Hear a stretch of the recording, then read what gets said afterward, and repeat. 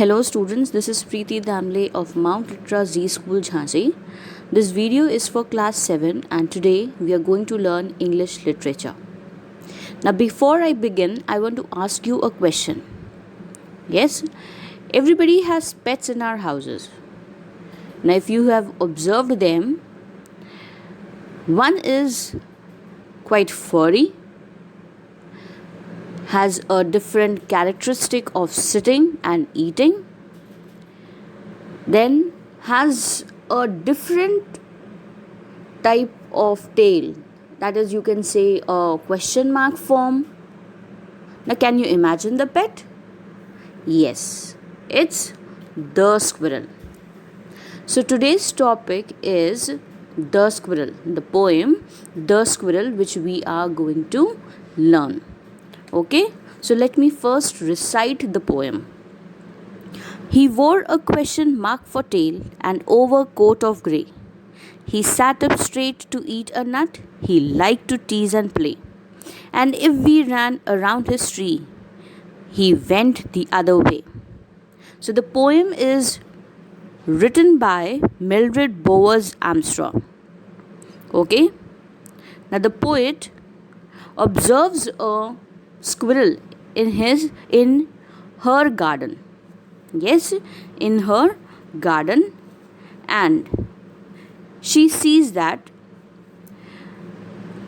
he wore a question mark for tail, that this squirrel was having a tail which was quite bent and it gave the form of a question mark.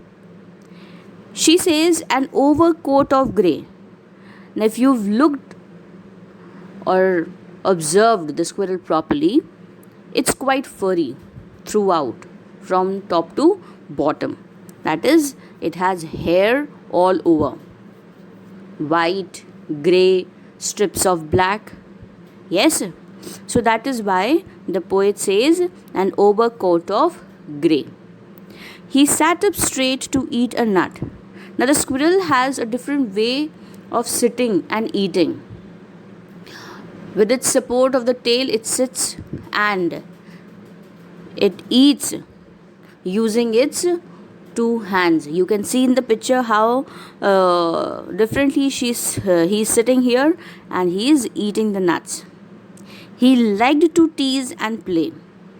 Now the poet observes that it is a very loving and a naughty animal.